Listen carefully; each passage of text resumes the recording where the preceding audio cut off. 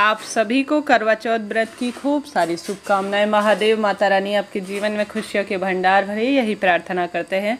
इस वीडियो में जानेंगे मासिक धर्म के कितने दिनों बाद करवा चौथ व्रत की पूजा कर सकते हैं। अगर मासिक धर्म हो गया है तो आप सभी व्रत किस नियम से करें, श्रृंगार करें या नहीं, आप सभी इस वीडियो में संपूर्णतया यह जानकारी प्राप्त करेंगे। देर न करते हुए शुरू करते हैं। जैसा कि मासिक धर्म हर महीने आने वाली प्रक्रिया है और ऐसे में करवा चौथ भी साल भर में आने वाला सबसे बड़ा त्यौहार है। मन में दुविधा आती है कि इस व्रत को छोड़ें या कैसे करें। तो सबसे पहले आपकी यह डाउट क्लियर कर दूं कि आपको व्रत नहीं छोड़ना है। एक बार अगर करवा चौथ का व्रत कर लिया जाता है ना, तो उसे किसी भी अवस्था में मासिक धर्म का कौन सा भी दिन हो, पहला दिन हो, दूसरा दिन हो, तीसरा दिन हो, छोड़ना नहीं है। इस बात का ध्यान रखें, ठीक है। अब आप सभी सवाल आ रहा है कि मासिक धर्म के कितने दिनों बाद करवा चौथ व्रत की हमें पूजा करनी चाहिए। तो शास्त्रों में यही पूर्ण रूप से लिखित है, वर्णित है कि किसी भी देवी देवता का, जैसे गणेश जी महाराज इस दिन के देवता माने जाते हैं, चंद्र देवता इस दिन के देवता माने जाते हैं, माता करवा का और साथ ही चौथ माता का पूजन किया जाता है, जो कि विशेष तौर पर इस दिन पूजित मानी जाती हैं। तो ऐसे में सभी देवी देवताओं की पूजा, अगर आपके रक्त स्त्राव नहीं हो रहा हो, आप शुद्ध अवस्था में हैं, तो 5वें दिन से कर सकती हैं बाल धोने के बाद। 4 दिन पूर्ण हो गए, आप साफ स्वच्छ हो गई हैं, तो 5वें दिन से आप बाल धोएं। भले ही व्रत का दिन हो या कोई सा भी दिन हो, आप बाल धोएंगे, उसके बाद ही पूजा करेंगे, ठीक है। अगर रक्त स्त्राव इत्यादि हो रहा हो तो आप सभी जो है विशेष तौर पर 6ठे दिन से भी पूजा कर सकती हैं। कोई ऐसी दिक्कत की बात नहीं है। 5वें दिन से भी कर सकती हैं, 6ठे दिन से भी आप कर सकती हैं। आप साफ स्वच्छ हैं, यह मनगढ़ंत बातें नहीं हैं। इसका पूर्ण रूप से वर्णन है, श्लोक भी मैं स्क्रीनशॉट आपको ऊपर लगा के दे दूंगी कि जो शास्त्रों में कालिका पुराण में इसका वर्णन मिलता है वह पूर्ण रूप से आपको ज्ञात हो जाएगा, ठीक है। यह बात हो गई यहाँ तक कि अब आप सभी जो है इस दिन श्रृंगार करें या नहीं। जैसे कि इस दिन कोशिश करें आप जो है, कोई दिक्कत की बात नहीं है, साल भर में आने वाला सबसे बड़ा व्रत है।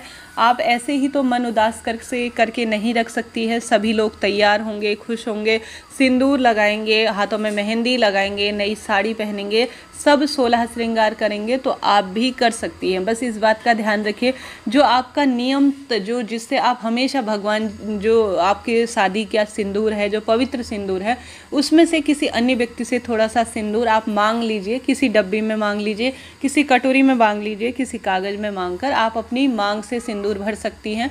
आप सीधे स्पर्श ना करें, कोई दिक्कत की बात नहीं है। सिंदूर आप ले लीजिए किसी से, आप अपने हाथ में लेकर पूरा सिंदूर भर सकती हैं।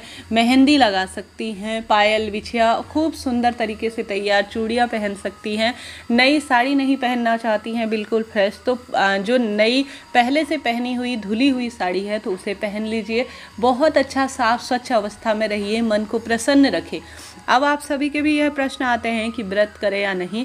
तो व्रत तो किसी भी अवस्था में छोड़ना ही नहीं है। आपको व्रत करना है सुंदर तरीके से, नियमबद्ध तरीके से, जैसा आप हर साल करवा चौथ का व्रत करती आ रही हैं, ठीक उसी तरह से सुबह सरगी लें। निर्जल व्रत करती हैं तो निर्जल व्रत करें। और आप सभी के यहाँ अगर आपके श्रद्धा नहीं रहती है, कई भक्तजन बिना पानी के अर्थात पानी पीकर भी व्रत करते हैं, कोई दिक्कत की बात नहीं है। शास्त्रों में कहा गया है, यथा शक्ति तथा भक्ति, जैसे आप में शक्ति हो वैसी आपकी भक्ति है, भगवान प्रसन्न होते हैं। तो जैसे आप पहले व्रत करती आ रही थी, ठीक उसी तरह से व्रत करेंगी, ठीक है। परंतु पूजा, जो पूजा की सामग्री होगी और जो पूजा होगी वह आप सभी नहीं कर पाएंगी, ठीक है। यह नहीं श्रेष्ठ माना जाता कि आप सभी पूजा को जो है स्पर्श करें। जो सामग्री है, फूल पत्ती, प्रसाद बनाना, चौकी इत्यादि सजाना, वह जो है आप सभी नहीं करेंगी, वह आपके पति कर लेंगे, या आपके बच्चे थोड़ा सा बड़े हैं तो वह कर लेंगे।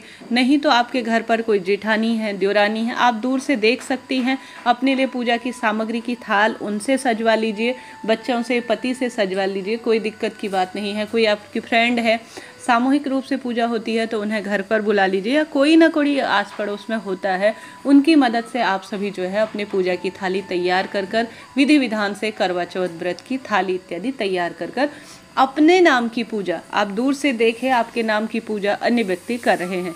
अगर ऐसा नहीं है कि आप कहीं बाहर रहती हैं, कोई ऐसी दिक्कत की बात नहीं है, तो आप सभी जो है पंडित जी को भी प्रबंध कर सकती हैं कि पंडित जी आपके पति जो है आपके अर्धांग स्वरूप में है। आपके पति अगर आपके नाम की पूजा कर लेंगे ना, तो इसका फल जो है आपको और आपके पति को परिपूर्ण रूप से मिलने वाला है।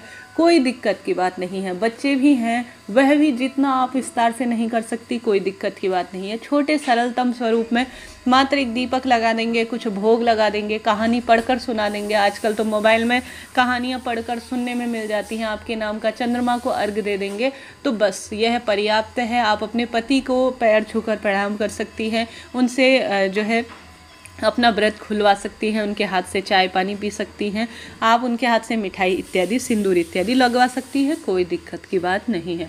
इस तरह से यह जानकारी थी। वीडियो आपके लिए उचित उपयोगी रहती हैं तो लाइक करें, शेयर करें, सब्सक्राइब करें। साथ ही आपके यह भी प्रश्न आते हैं कि इस साल मासिक धर्म में हूँ तो क्या मैं नया व्रत शुरू करूँ। तो नया व्रत तो आप मासिक धर्म में अगर पहली बार शुरू करना चाहती हैं तो करने से बचें, यह सही नहीं माना जाएगा। अगर आप मासिक धर्म में है, पहली बार व्रत शुरू करना चाहते हैं तो नहीं करें, यही कहूँगी। आप अन्य अगले साल व्रत शुरू करें या पहले से व्रत करते आ रहे हैं तो वह व्यक्ति तो व्रत करेंगे ही। अपने आप को कोसना नहीं है, किसी भी तरह से दुखी नहीं होना है। बहुत सुंदर मन से आप मानसिक पूजा कर रहे हैं, आप देख रहे हैं सभी चीज़ों के। आपने जो है दान पुण्य जो सीधा इत्यादि निकालना होगा वह करवा चौथ व्रत के बाद भी आप निकाल सकते हैं, कोई दिक्कत की बात नहीं है।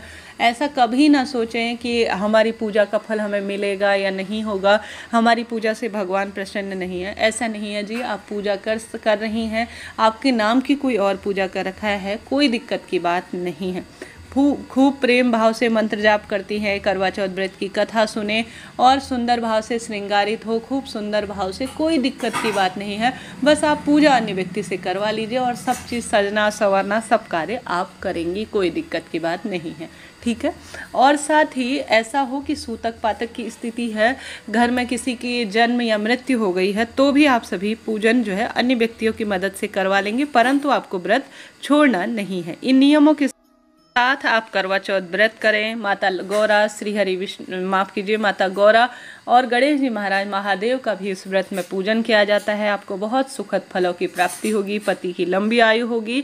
चंद्र देवता भगवान का पूजन करें और इनसे ही निवृत्त कुछ सरल से उपाय करें, कार्य करें, भाग्य बदलेगा और परिवार से दुख बीमारी सदा सर्वदा के लिए छूटती हुई आपको दिखाई देगी। आप सभी जो है इस वर्ष पहले ही कुछ चीज़ें तैयारी करें। चैनल पर सभी वीडियोस धीरे धीरे आ रही हैं। करवा चौथ व्रत, सास को देने वाली थाली कैसे तैयार करनी है, कृपया उन वीडियोस को देखिए और अपना जीवन सार्थक करें। इस वीडियो में इतना ही, मिलते हैं इसी तरह की नई रोचक जानकारी के साथ। हर हर महादेव, जय माता दी।